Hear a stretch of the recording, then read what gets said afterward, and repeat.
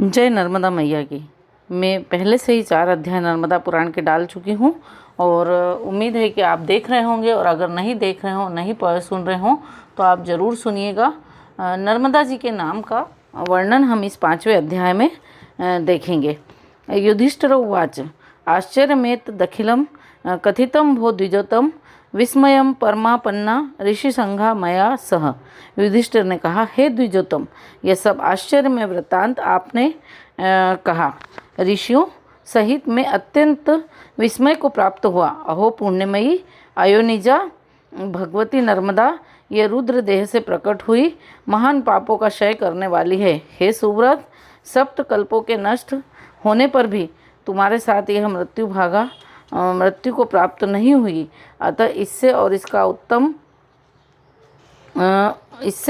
और उत्तम इसका क्या पुण्य होगा। हे ऋषि श्रेष्ठ, वे सप्तकल्प कौन हैं और उनका प्रलय में भी क्या है। यह नर्मदा देवी और तुम भी मृत्यु को जबकि प्राप्त नहीं हुई।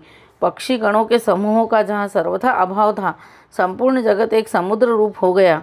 युग के क्षीण होने पर महादेव का तब क्या स्वरूप रहा। यह विश्व का संहार कैसे करते हैं और यह प्रलय, उस प्रलय जल में वे कैसे रहते हैं। पुनः विश्व का सृजन किस प्रकार करते हैं तथा समस्त प्रजा का धारण भी उनके द्वारा कैसे होता है। एक कारणव अर्थात एक समुद्र रूप होने पर यह और नर्मदा देवी सरिता रूप में किस रूप वाली होती है। नर्मदा किस लिए और रेवा नाम क्यों पड़ा। अंजना, सुरसा, मंदाकिनी किस लिए और शोण नाम कैसे हुआ। त्रिकुटा, बालुवाहिनी किस लिए कहलाई। करोड़ों कोटियाँ महागर्भ में प्रविष्ट हुई और कितनी सरिताओं की कोटियाँ नर्मदा की उपासना करती है और कितने यज्ञोपवीति ब्रह्मचारी ऋषिगण देवताओं ने इसकी उपासना की है। हे मुनि श्रेष्ठ, यह किस लिए विभक्त हुई और पुराण वेत्ताओं द्वारा वैष्णवी यह संज्ञा भी किस लिए हुई। सरिता विशेष पूजनीय है। किन तीर्थ स्थानों में यह सरिता विशेष पूजनीय है। जिनकी सन्निधि में सन्निधि में सर्वदा शिव निवास करते हैं। और इसके विभिन्न नामों का क्या स्वरूप, विभिन्न तीर्थों का क्या स्वरूप है, कहिए। कितने विस्तार वाली रुद्र के द्वारा प्रकट हुई यह देवी है वह, और किस प्रकार के आपके कर्म शिव ने कहे वे भी आप कहें। हे द्विश्रेष्ठ, यह मलेच्छों से आक्रांत क्यों है। हे महामते ब्राह्मण मार्कंडेय, मुझसे यह सब कहिए। श्री मार्कंडेय बोले, हे तात युधिष्ठिर, तुम और सभी ऋषिगण सावधान होकर श्रवण करें। त्रिशूलधारी शंकर ने नर्मदा के विषय में जो पुराण कहा है, वायु से मैंने और उन्होंने महेश्वर से सुना। मनुष्यों के लिए कठिन होने पर से ऋषियों द्वारा आरंभ में वही संक्षिप्त किया गया। प्रथम मायूर कल्प हे तात, तदनंतर कौर्म तथा पूर्व कौशिक मात्स्य और दीरद तथा वराह कल्प एवं 8वां वैष्णव कल्प रहा। न्योग्रोध उस नाम का उत्तम कल्प मेरी आकांक्षा का विषय उस समय बना रहा। पद्य, त्रामस और संवर्त और उद्वर्त वेद चिंतकों ने पुराणों में 4 महाप्रलय कहे हैं। यह संक्षेप में उन महात्माओं द्वारा एवं ब्रह्मादिक महर्षियों ने भी 4 भागों में वह संक्षिप्त वर्णन किया है। वही हे पुराणार्थ विशारद मैं भली भांति वर्णन करूँगा। महाघोर जो 7 कल्प हैं जिनमें यह मृत्यु को प्राप्त नहीं हुई, वह भी मैं कहूँगा।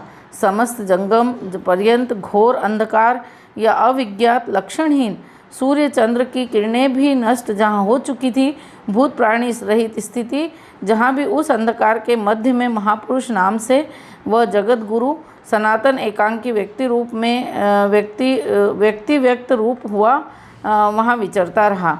उसने ओंकारमय सर्वातीत द्वितीय पुरुष होकर गायत्री का सृजन किया। उसके साथ विराट ईशान पुरुष क्रीड़ा करता रहा। उसके देह से पंचभूतात्मक विश्व उत्पन्न हुआ। क्रीड़ा करते हुए भी ही यह पंचभूतात्मक संज्ञा वाला विश्व उत्पन्न हुआ। क्रीड़ा करते हुए विराट संज्ञा वाले पुरुष ने बीज सहित हिरण्य गर्भ की उत्पत्ति की, जो 12 सूर्यों के समान दिव्य अंडे के रूप में परिणित हो गया। उस अंडे को भेदन करके चतुर्भुज ब्रह्मा उत्पन्न हुए उसने देव असुर मानव संयुक्त इस प्रकार के विश्व का सृजन किया। तिर्यक गतिशील प्राणी, पशु, स्वेदज, अंडज, जरायुज युक्त ये अंड पुराणों में प्रथम शरीरी कहा जाता है। पूर्व कल्प में हे नृपश्रेष्ठ, क्रीड़ा करती हुई उमा के साथ परमेश्वर ने क्रीड़ा करते हुए रुद्र के एकार्ण रूप हर्ष से एक शुभ कन्या प्रकट की, जो उमा के स्वेद से और सदाशिव के उरु स्थल से अर्थात उमा के अंग मर्दन करने से प्रकट हुई। अतः स्वेद से कमल नेत्री महती कन्या प्रकट हुई कही जाती है। हे युधिष्ठिर, यह रुद्र देह से इसका द्वितीय जन्म कहा गया है। तब यह अनुपम रूपवती देवासुर और मानवों के विभिन्न लोकों में घूमती हुई त्रैलोक्य को मोहित करती हुई भ्रमती रही। उसे देखकर देव दैत्य सभी मोहित हुए। कैसे हमें यह प्राप्त हो? हे भारत, वे जहाँ तहाँ जगत को मोहित करती हुई जहाँ तहाँ उस कन्या को खोज करने लगे। हाव भाव और श्रृंगारमयी चेष्टाओं से अखिल जगत को मोहित करती हुई विद्युत के समान दिव्य रूप नर्मदा भ्रमण करती थी। मेघमंडल में भी अपने प्रकाश से देव स्त्रियों में सर्वोत्तम हुई विराजती थी। सभी देवदानव कालांतर में भगवान सदाशिव के समीप काम से आकुल हुए उस कन्या की मांग करने लगे। उस समय दोनों के मध्य में महादेव जी बोले, जो तेज से बल से सुरोत्तम सर्वाधिक सिद्ध होगा वही इस कन्या को प्राप्त कर सकता है, अन्यथा नहीं। तदनंतर वे सभी देव और असुर कन्या के समीप उपस्थित हुए। मैं इसको वर्ण करूँगा, मैं इसको वर्ण करूँगा बोलते रहे।